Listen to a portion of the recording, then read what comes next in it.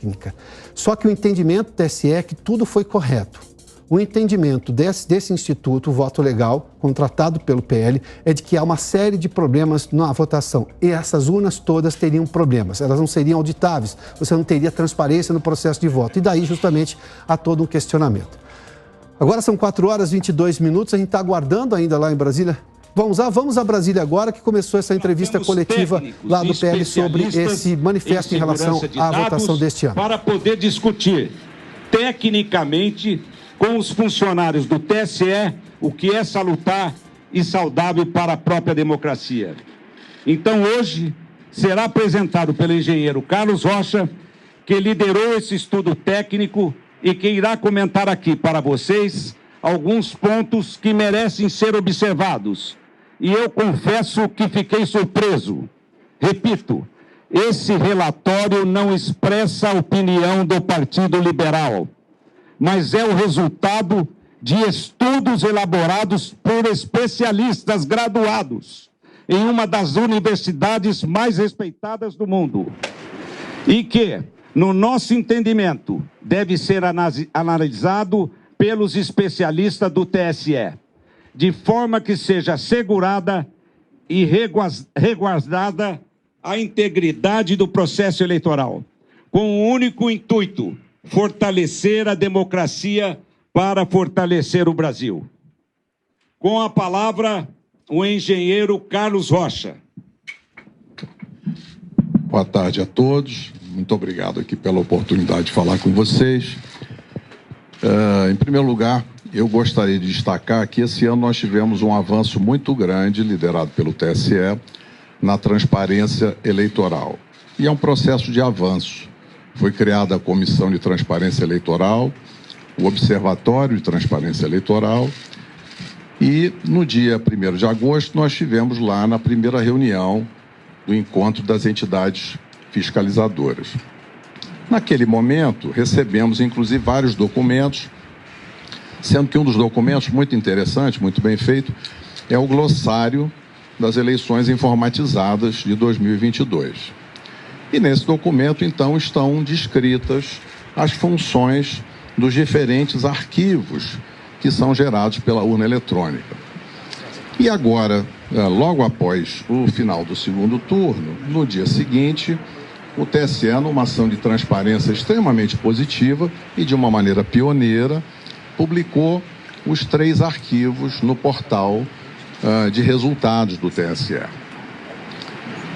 E nesse portal, então, para cada sessão eleitoral aparecem 3 arquivos. O boletim de urna, cuja função é permitir às pessoas conhecerem os resultados de cada sessão e, eventualmente, fazerem testes na totalização. O segundo arquivo, que é o RDV, é o Registro Digital do Voto, que tem como fim, segundo o TSE, permitir uma eventual recontagem, um arquivo que registra todos os votos. E o terceiro arquivo que o TSE nos liberou foi o log da urna, que, segundo a orientação do TSE, é um elemento importante de auditoria para os partidos políticos e para as entidades fiscalizadoras. E o que aparece nesse log de urna? É como se fosse um diário, né, de todas as atividades que cada urna eletrônica realiza desde a sua preparação no TRE até o final do segundo turno. Imaginem vocês um diário em que cada linha registra uma atividade.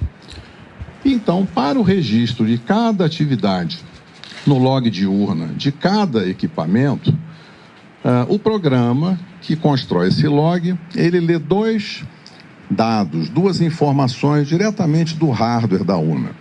Ele lê digamos assim, a estampa de tempo, que é data, hora, minuto, segundo, e também lê o número de série da urna, que é chamado no TSE de código de identificação da urna.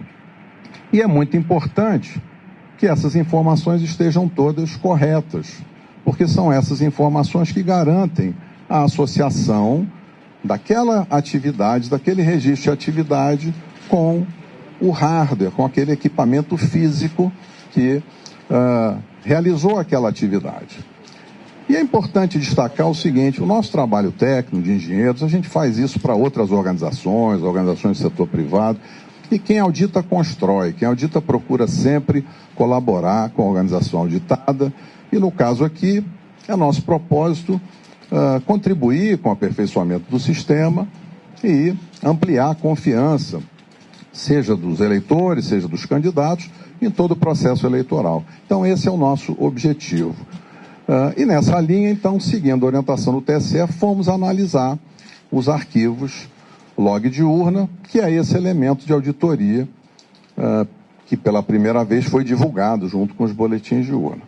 E como é que a gente fez isso? A gente foi buscar uma plataforma inteligente de dados, usamos também plataforma planilhas Excel, mas como as tabelas são muito grandes, foram construídas duas grandes bases de dados, uma com todas as linhas de todos os boletins de urna, para fazer análise de registro de votos, e a outra tabela, uma grande tabela, com todas as linhas de todos os arquivos log de urna, de todas as urnas. São mais de 472 mil urnas. Ao montar essa tabela, aí surgiu uma ocorrência, que foi que nos chamou a atenção. Em alguns milhões, na realidade, em alguns bilhões de linhas, aparece apenas um número, que é um número inválido, ele está fora da faixa de numeração. Os códigos de identificação da urna, que são o número de série, eles vão até um valor de 2 milhões e pouco. E esse número que aparece lá é um número de 67 milhões e uns quebrados. Ora, buscamos diversas formas de encontrar mais informações, mas infelizmente ficou constatado nesse trabalho da equipe técnica que há dois comportamentos diferentes. Um comportamento das urnas novas, né? Que são as urnas modelo UE 2020, que chegaram recentemente. São pouco menos de 193 mil urnas, está mais ou menos 40,8% de todas as urnas. E nessas urnas 2020, o arquivo é gerado da forma esperada. Então, em cada linha que registra cada atividade, aparece o código de identificação da urna correto, que permite associar, então, vincular aquela linha de registro de atividade à urna que realizou aquela atividade. Quando nós fomos analisar as urnas antigas, que são as urnas de modelos de UE 2009 até UE 2015, essas urnas têm pouco mais de 279 mil urnas, o que dá 59,2% do total das urnas. Nessas urnas, infelizmente, encontramos esse número inválido na quarta coluna do log. Esse é um indício muito forte de falha, de mau funcionamento da urna, porque é impossível associar o registro de cada atividade ao hardware, ao equipamento físico que teria gerado aquela atividade. Isso, evidentemente, tornou um problema, porque é muito desagradável ter esse indício de mau funcionamento, porque gera incerteza agora nos dados que são gerados por essas urnas. Por isso aqui, nós gostaríamos de interagir construtivamente com o TSE e avaliar com eles. Existe lá uma previsão na resolução que abre a fiscalização, que é para se fazer exatamente quando ocorre um evento extraordinário, se fazer uma verificação extraordinária após o pleito, e é isso que a gente espera fazer na sequência dessa descoberta.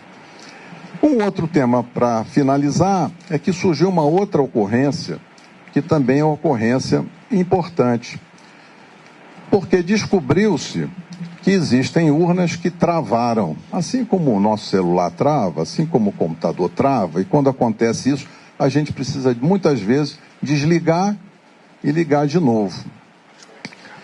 Isso aconteceu com urnas eletrônicas.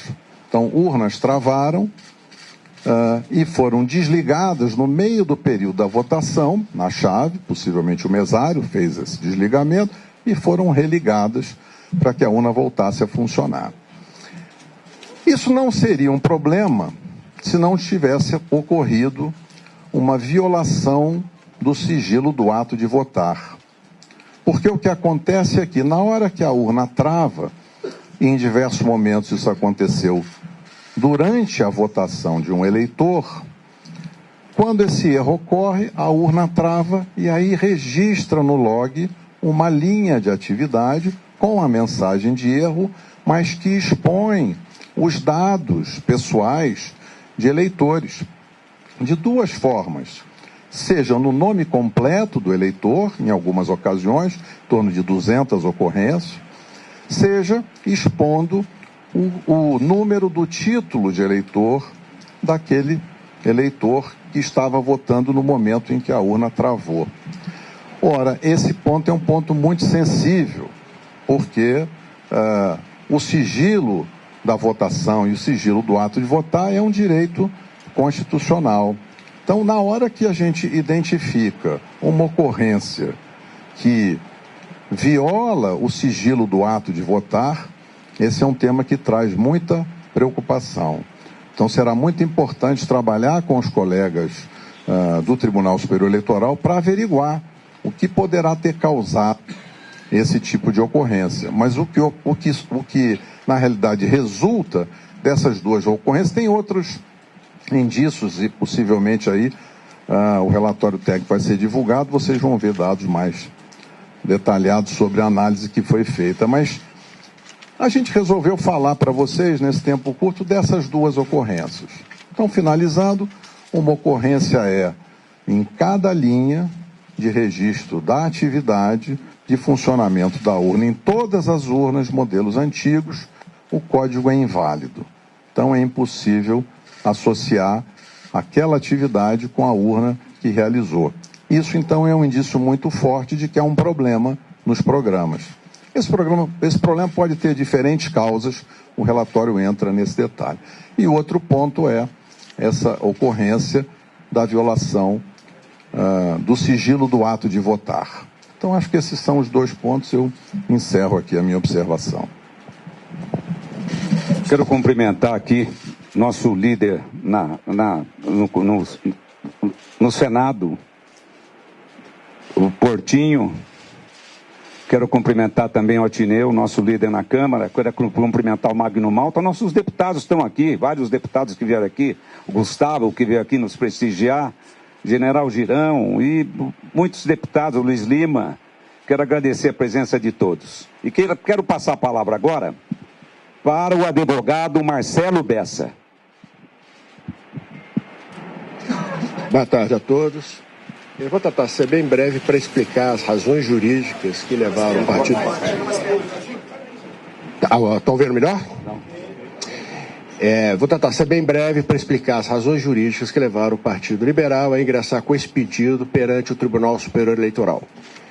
Em razão desse relatório técnico gerado pela equipe que foi contratada pelo Partido Liberal para auxiliar no trabalho de fiscalização do sistema eleitoral e do processo eleitoral, o que é, inclusive, uma missão institucional de todos os partidos políticos, até por força da da legislação e da resolução 23173 do Tribunal Superior Eleitoral, esse relatório gerado apontou inconsistências nas urnas fabricadas anteriormente ao ano de 2020. Essas inconsistências são recorrentes em todas estas urnas. Com relação às urnas fabricadas em 2020, essas inconsistências não existem. Segundo foi apurado pela nossa área técnica contratada, essas inconsistências não permitem atestar o resultado ou que aquelas urnas efetivamente registraram o resultado eleitoral ou o voto à vontade do eleitor. Isso não quer dizer que ocorreu uma fraude, mas é uma possibilidade de fragilidade que leva aqui. Não se tem a certeza, segundo foi apurado pela nossa área técnica, de que aquelas urnas tenham credibilidade o suficiente para atestarem aquela votação. E o que aconteceu também foi isso, é um dado relevante técnico, que levou a ao Partido Liberal a essa... O que levou o Partido Liberal a essa decisão foi que nesses erros que são recorrentes nessas urnas de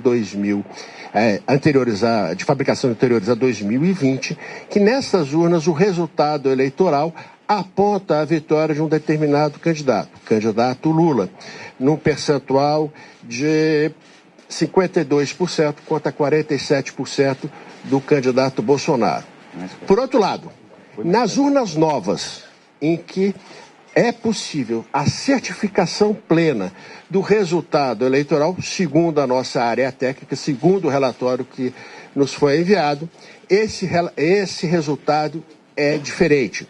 Nesse caso, o candidato Bolsonaro teria 51%, pouco mais de 51% dos votos, e o candidato Lula teria 48,95% dos votos. Então, dentro de um dado objetivo, uma discrepância de resultados que, então, com base na resolução do próprio Tribunal Superior Eleitoral, fizemos uma representação para que o Tribunal Superior Eleitoral instaure e aprofunde um estudo para verificação da existência desse mau funcionamento e, em verificando que efetivamente houve esse mau funcionamento, que daí aplique as consequências legais que entender necessárias. Então, o que o Partido Liberal fez foi apontar as inconsistências, segundo o que foi apurado pela nossa área técnica, e essas inconsistências, como elas levam a resultados discrepantes, e esta é a função de qualquer partido político no processo de fiscalização, o partido levou a esses fatos ao Tribunal Superior Eleitoral e pediu as providências legais daí decorrentes.